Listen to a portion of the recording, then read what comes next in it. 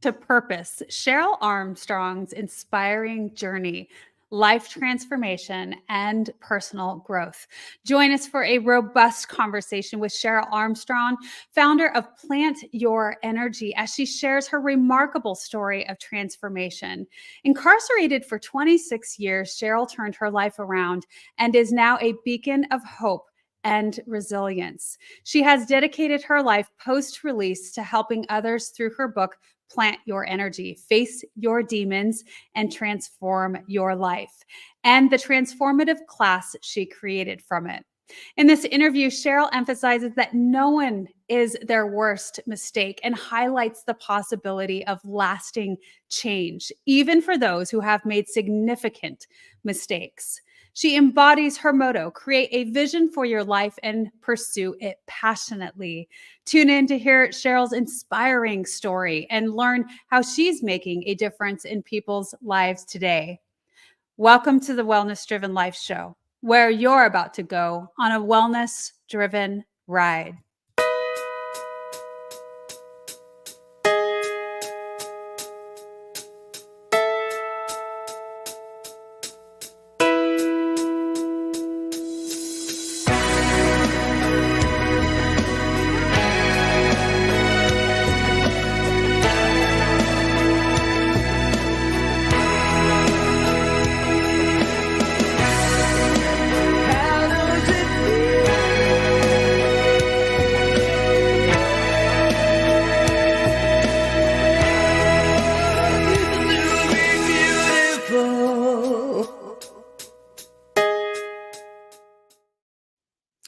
Let me share with you a little bit about the guests that we have today. With over 14 years of experience in personal transformation, Cheryl Armstrong is a founder of Plant Your Energy. While serving a 26-year sentence, she earned an MA in Humanities, started her business, and authored her debut book, Plant Your Energy, Face Your Demons, and Transform Your Life. After her release in 2021, she developed a class based on her book, currently taught in Colorado prisons. Cheryl, who now resides in Arizona, is working to expand her program nationwide and continues to grow Plant Your Energy. She is committed to changing lives positively and advocating that individuals are not defined by their worst mistakes. Please help me welcome Miss Cheryl Armstrong. Hi. Hi, Cheryl. It's such a pleasure to have you here on the Wellness Driven Life Show. You have such an inspiring story and journey, and I'm thrilled to be able to bring that to the audience today. It is certainly an inspiration on so many levels of what you can create in the world despite circumstances. So let's dive in and let's share with the audience a little bit more about you. Okay, well, I usually start when I share my story with when I was 16 years old, because that's kind of what has defined who I have become throughout my adulthood.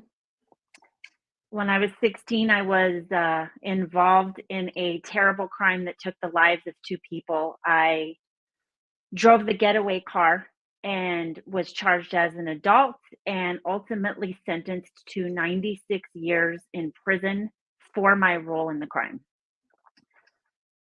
Um, from there, I lost all hope.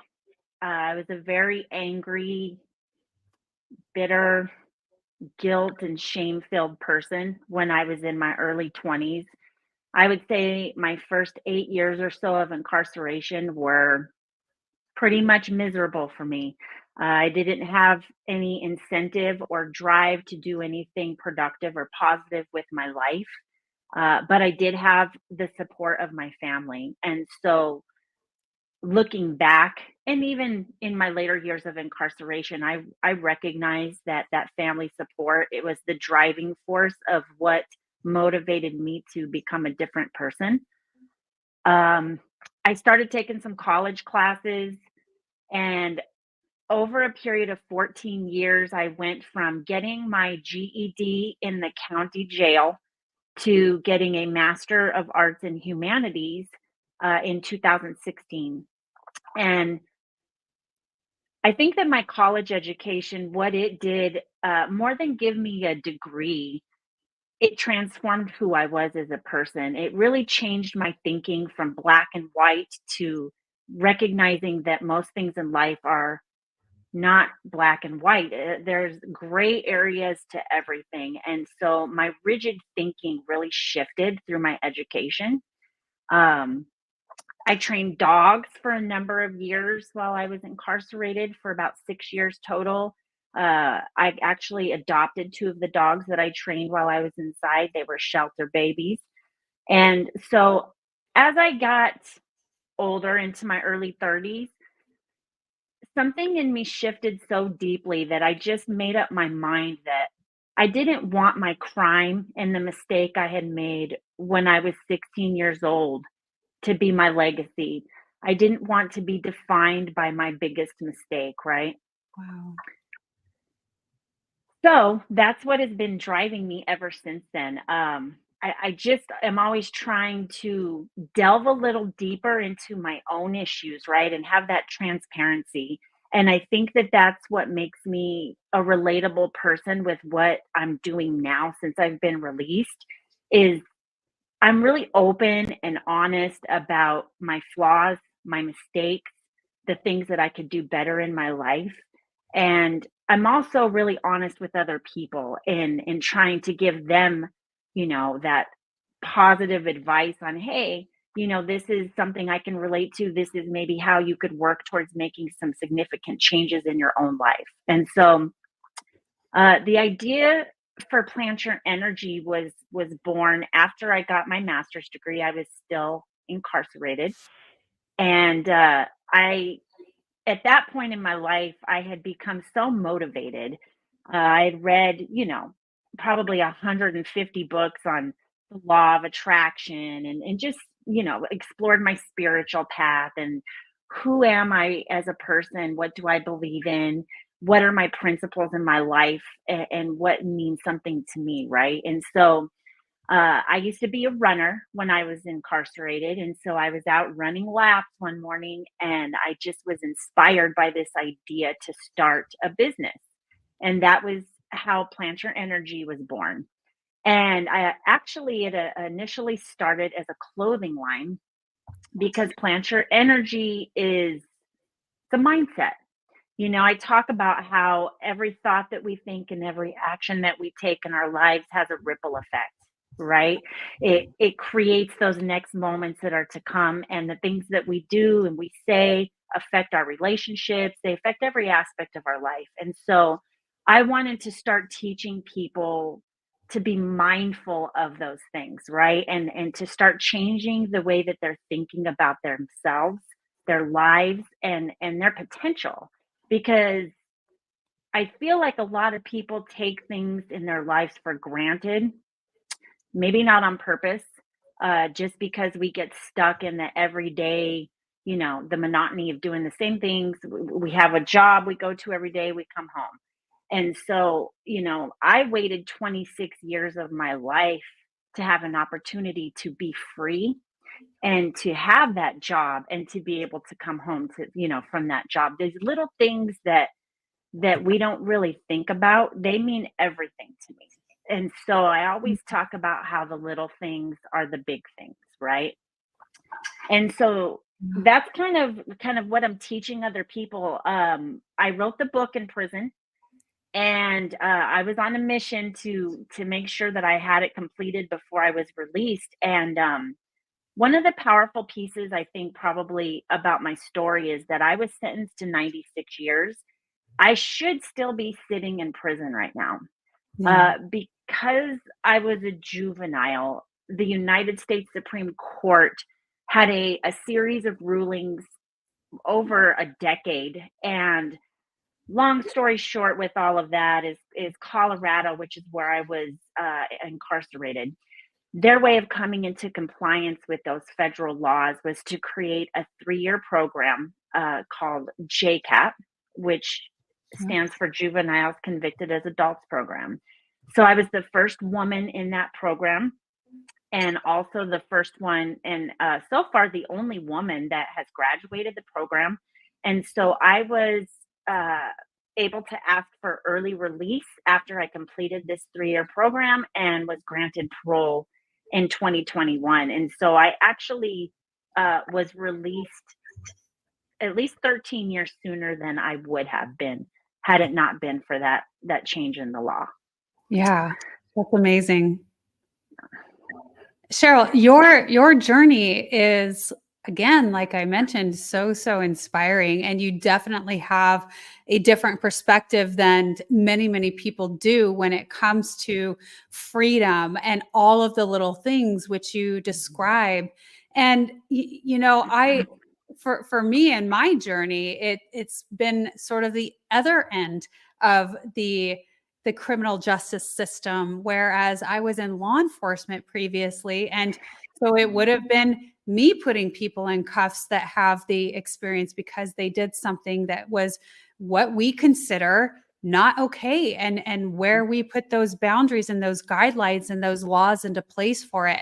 And you were so young, and so your journey and your experience and how you describe the way that you showed up throughout all of those years. You were 16 years old, so you had that youth mentality and mindset. You're angry and you're so mad at the system, and like you said, the first 8 years of being incarcerated were just awful and heavy and tormenting and anger, right? And that is how we as human beings, we show up, because we are only at that mental capacity where Mhm. we only have so many tools in the tool belt because we haven't gained the wisdom and the life experience yet. And you were really put into this confined position where there wasn't a lot to look forward to. There weren't possibilities. There Mhm. wasn't, your mind wasn't open to all of the greater things that could become your potentials when you're living in this solid confined space with mentalities that are not high energy, right? So Right. this is why the empowerment of your story is so profound, because when we put people in that, people can't relate with that until they've been there, right? They have no idea and understanding of what it is like to be in that kind of environment, because they were able to go into schools and outside and be around different energies and be exposed to different energies and have greater ideas to open up their minds. But you did not have that. And because Mhm. you did not have that, the fact that you were able to evolve into something different, that's the beauty of your story. When we talked about, and I know that Cheryl, I'm sure you do, but Viktor Frankl's story, one of the most Mhm. empowering stories of our time, where he really makes this great comeback despite what you're in, despite your environment, despite the circumstances, and coming out of that alive. First off, Mhm. given his circumstances of incarceration and near death, and watching everybody else dying around you, and the torment and brutality of that, and yet creating something outside of that. This is what your story reminds me of. Yeah, that's one of the books that I actually reference in my own teachings now, because obviously that was a worse situation than my own. However, there are some similarities where, it's all about having that power to choose, which is one of the main things that I teach about through my course now is, these lessons and these tools that we're talking about, they don't just apply to people who've been incarcerated, right? They apply to humans. And I think that so many people forget that we get to choose how we live our lives. We get to choose how we feel every day, what we're thinking every day. And I have had a number of painful things happen to me since I have been released, and some serious struggles, internally. And what keeps me going is I'm just like, I waited 26 years for an opportunity to have my life out here. And I put in many years of hard work before I was released, right? To have a peaceful life inside too. And so I think that what I am kind of an example of at this point is just resilience. just no matter what happens, no matter how tragic it is, remembering that we have the gift of life and that we get to choose everything that we feel and we think. And the struggle has been real for me lately. I've had a lot of loss in my life in the last 18 months, but Yeah. I still stay focused on the things that are at the core of who I am, right? And those things are beautiful and they're positive and they're full of hope. Mhm. And so I refuse to let go of those things when I fought so hard to get to a place to where I could obtain them to begin with. Cheryl, it sounds to me, I'm going to venture to say you're on this planet to do some really great things, Mhm. some really I hope incredible so. things, because you're you are being given so many trials and tragedies that are coming your way in a very rapid pace. You Mhm. you strive so hard, and we can put this on a perspective of many different people's experience in life. But we always seem to think the grass is greener on the other side, where once I get to this point, life will be like this and it Yeah, will be better because, right? But the truth is that life is constant challenge. it is. Well, I shouldn't say constant challenge. I don't mean it that way, but what I do mean is things happen. People Yeah, die, life yeah, transitions happen, accidents happen, life happens. And it truly is the lesson of, well, how am I choosing to respond no matter yeah, what comes my way? And yeah. so I feel, again, if I could just venture to say that because you're going through these things, you're going to experience immense growth. And what happens through that growth is us evolving and being able to become really incredible leaders to those around us. Yeah, and that's kind of the idea behind everything that I've been creating is like, okay, I've been told for many years that I have a very powerful story, which of course, many years ago I didn't really see that, right?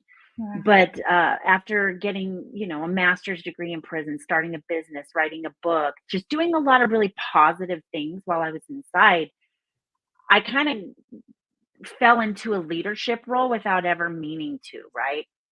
It's kind of accidental. And so I just thought, hey, that saying, turn your pain into your purpose. And so that's what I've done. And that's what I am continuing to do, even as we speak, because, I've had the deaths of three people in the last 18 months, probably the three closest people, to me. And so I've had to navigate through that and through losing my mom, biggest struggle of my life. And I say that was worse than anything I went through in prison. And I so You were maybe prepared more so a little bit. If I mean, that's even not even fair to say because it still hurts no matter what. And so I'm so sorry to hear that. thank you. I mean, she lived a full life. And when I was incarcerated, I used to talk about how I don't care how long I have to sit in here as long as my mom lives to see the day when I walk out.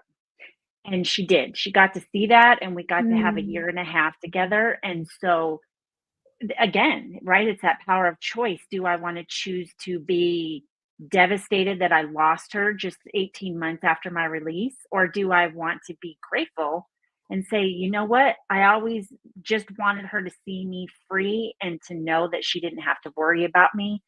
And I Mm. was granted that, right? And so I had to really shift into that state of gratitude. Yeah, gratitude is huge. I mean, it definitely helps shift that perception and Mhm. the way that we show up when we turn that pain and sadness into remembering the things that we are grateful for and the time that we did spend. It certainly makes a huge difference. So Cheryl, what I'm very curious about, and I would love to know, because you started doing the work and you talked about, I think that when started doing work in your 20s and then in your Mhm. 30s, something really shifted for you. And what I want to know is, because you were put in this environment where the energy is so low, and people are are sad and depressed. And, oftentimes you think that people go into a place where you put them away and lock them out of society, right? But they only go to a place to become a better criminal because they're surrounded by other criminals, Oh right? yeah. So Right. you're surrounding yourself with all of this negativity, and all of Mhm. a sudden you're like, I need to make a change, and I don't want to be this. This is not me internally. And so I'm going to start reading and learning and growing. And because of that, what was that like for the people and the energies around you? Did you start to see changes? Like you Yeah. said, I became a leader, not intentionally, but what was that like? What transformations did you see outside of yourself?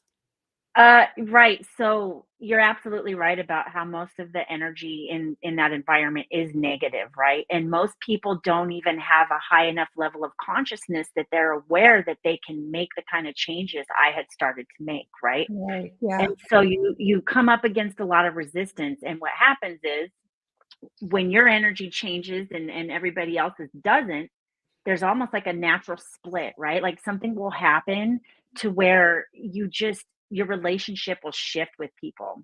And so that happened with a lot of the people that had been close to me in my younger years in there. I just didn't connect and vibe with those people anymore. And so I used to always say that the more that I changed in prison, the lonelier my life got, right? And that's Mm, absolutely what it was. right. I didn't relate to very many people anymore. However, after some years of, continually trying to become a better person, because listen, it did not happen overnight. There were many, many setbacks, and I'm still in the process of working on myself, right? Like I feel like it never stops. So Yeah. I never reached that level of, oh, I'm where I want to be. I'm always still striving to get there. Um, which I think that's how it should be. There's always room for growth, right? Yeah. But I actually had a friend who had a life sentence. She ended up getting out before me. She got her case overturned, but she said something to me that I wrote about in my book, and it was such a simple statement, but it was such a huge paradigm shift for me. It really changed my life, and we were talking about how people respected me for the wrong reasons, right? They respected me out of maybe intimidation. I had a really bad attitude when I was younger, and so I used that to be manipulative, right? I used it to my advantage, and my friend was totally different than me. She was a very kind, respectful person. And she just simply said to me, well, people respect me too. And I'm nice to everybody. And there was just something about the way she said it. That was kind of like one of my aha moments where I just felt like so unhappy with the person I had been, right? And I did not want to be remembered as a person that was treating other people badly. And I wanted to be remembered as the kind of person who fought against the grain, right? And who did something with my life, even if I spent every last day of it in prison. I wanted my life to mean something. That became kind of my mission. And I thought, I don't care how long I have to be in prison. I'm not going to be miserable every day for the rest of my life. And I want to do something that gives me a purpose. And so that was kind of the driving force behind everything that I did after that. Yeah. Oh my goodness. Well, uh, starting to really bring out a lot of emotion in me, Cheryl. I think that Mm, is really, really insightful. Where we start to understand that there are different ways of showing up, of gaining that respect, and different ways to where people do give you that respect, either because it's this forceful, fearful sort of respect, or the respect of wow, they are such an incredible human being. yes. And your journey is inspiring to me, because again, being in the environment that you are, we all know that once we start to rise up and shift and start to learn and grow, that it in turn changes the dynamics of our relationships with others. Mm, And it does it initially is very, very lonely because the relationships that you've had for lifelong or years or what have you that were very deep and meaningful and connected at one point in your life are now starting to change, and you're not in the same relation, you're not in the same vibe, you don't agree with the topics that you discuss anymore. Mhm. And so you had that even intensified because it was all around you where it Mhm. was more negative, where we'll say, and I say it often enough on the show, where if we're the sum of the five people that we surround ourselves with, it Yeah. doesn't mean that it has to be physical people. And so you really had to take that in, that concept of, Mhm. if I can't get the people that I'm inspired by around me physically, then I have to go into the people who are inspiring me through books and Yes. through audibles and through podcasts or whatever. It has to be something outside of you. The historical Mhm. figures, Martin Luther King, I don't know, Mhm. but it doesn't matter whether they're dead or alive or physically with you. They can be the sum of those five people that really start Mhm. to shape who you are. Yes. And my mom was the main person that did that for me, and she came to visit me faithfully every week for 22 years Oh, imprisoned until she had to move to Arizona for health reasons. She was always right there, as well as most of the rest of my family. And so that, like I said at the beginning of this, that was a big factor for me to want to make some changes. But I talk about in my own book Wayne Dyer, Stephen Covey, these leaders mm, who have had such an my impact heart. on helping people change their thinking. And Yeah. and so I had to lean on those things, and I did. I leaned on them fully, and I just soaked it all in, and I just was so thirsty to uh make changes in my life, Okay, you and mentioned it some was really hard. great names, Cheryl. And so Yeah. who were the ones who truly inspired you the most? Number one is Wayne Dyer. Um, but I actually helped. We got to take it. It was called Seven Habits on the Inside in prison, and so I took that That's class Stephen in Covey's. 2009. Oh my And gosh. then Wait, hold on, hold on. You're blowing my mind whole because I am so excited to hear that. Of course, I went into criminal justice law enforcement. And mhm, so you go into those fields because you want to make a difference, right? And then you realize very quickly that that's mhm. difficult to do.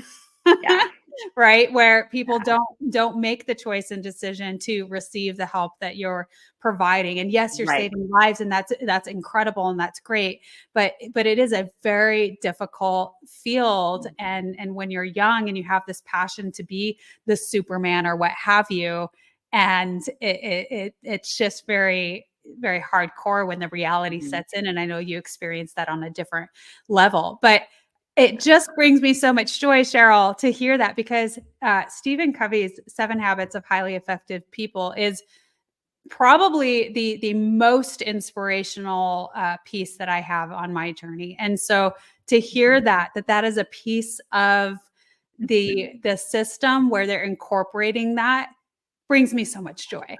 I just have Well, in Colorado it was. So, I know in Arizona, I don't think that people are familiar with it. I actually because of so I became what is called a core group member on the inside, so I helped facilitate the class for a number of years after I wonderful. graduated it. And then I was able, to get certified to teach it since I've been out. But then I was kinda torn between, well, do I wanna go teach 7 habits or do I wanna teach my own curriculum, right? Because I I'm can gonna I go can with my I can own. relate with you here, Cheryl. Again. Yes, I kinda, I've actually had the audacity to say, though, that I would love for my curriculum to become the 7 habits for the incarcerated population one day.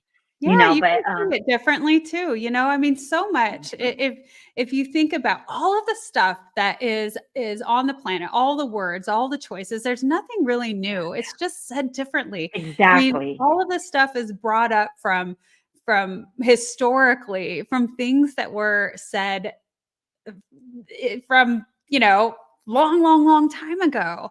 And so I think that what's beautiful about it and what people should know and be inspired by is that when we go out into the world and we want to share these incredible things that we learn, the energies that you bring, that's what people are drawn to. It's you that people want to listen to and grow from. And I agree with you. Like, there really isn't anything that's new to be found, right? And so it's just kind of reframed and presented in a new way. And so that's what makes what I'm doing a little bit different, right? Because you don't necessarily see a lot of people who spent 26 years in prison going into this field where they're teaching the same types of things that the seven habits would teach. And I would like to think that that's a good thing that I'm bringing kind of that different mindset and perspective to the table with what I'm doing.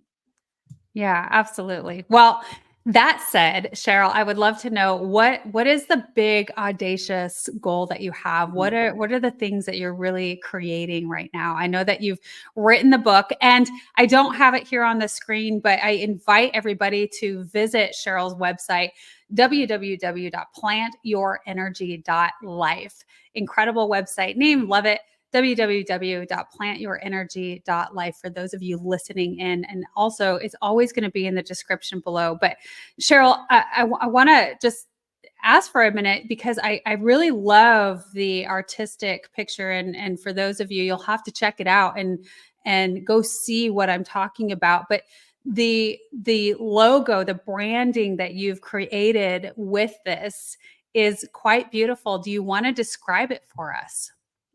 Well, I have the book sitting here. Do you want me to Yes. show you the book? All right, here's the cover. This is my logo. This tree and the words plant your energy. Um, I designed that myself when I was still incarcerated, but I really can't draw. So I did a sketch and I paid an artist on the streets to bring my ideas to life. And the idea was kind of to have the roots of the tree planting into the words plant. Because like I said, plant your energy is I'm trying to build a brand, right? That's based around this mindset that we need to be real aware of how we plant our energy in our lives and every single little thing that we're doing because each of those little choices and decisions adds up to the quality of our entire life, right? And so I it's about mindfulness really. And my big goal, I already have these new ideas, right? I'm still trying to build this initial curriculum, which I wrote a workbook that accompanies the book for a couple reasons. I wanted people to have, like a bigger space that they could write something in. So this is the workbook. And Mm. I just recently got this put on Amazon also because I want people to have the full experience. Like, I don't want people to just read a book and set it down and forget what they took away from that book, right? And as a person who was incarcerated and took a lot of classes, I know that you'll kind of get this high, like, oh, I'm getting so much from this experience. And then when that experience is gone, you lose the hype that you felt when you were in that moment. And so with this workbook, I wanted to give people a way to hold on to what they were learning. And the workbook actually has like 75 pages of additional material in the back, in addition to the book content, to kind of help people stay focused on the just leveling up, just Yeah. being the best version of themselves, continuing to put in that work to make those changes that they want to make for their lives. And Yeah. so, big picture, is to really, really increase this, where my class is at. I would like to start speaking more about it, but I already have new ideas to kind of create more curriculums, like maybe a creative writing class that ties into the initial curriculum for the first class. And so that's what I like about what I'm doing is I have a lot of creative flexibility and I can take it in a lot of different directions. That is true. And Cheryl, you're a really great person to be doing this and creating all of these things for people because regardless of where you were and the circumstances involved, you did engulf yourself in learning and growing and expanding Mhm. yourself. I mean, to obtain you said a master's degree, correct? I Yes. mean, that's not a small feat to be able to do. No. And I'm again pleased to know and hear that that is offered, but I think you very much well know that not everybody takes advantage of that. It wasn't offered. I was proactive and went out of my way, and I had family help financially to Mm. make it happen. But, there were some classes offered for my associate level stuff, but the bachelor's and master's I did entirely by myself on my own through Wow. correspondence classes. That's amazing. Thank you. Yeah.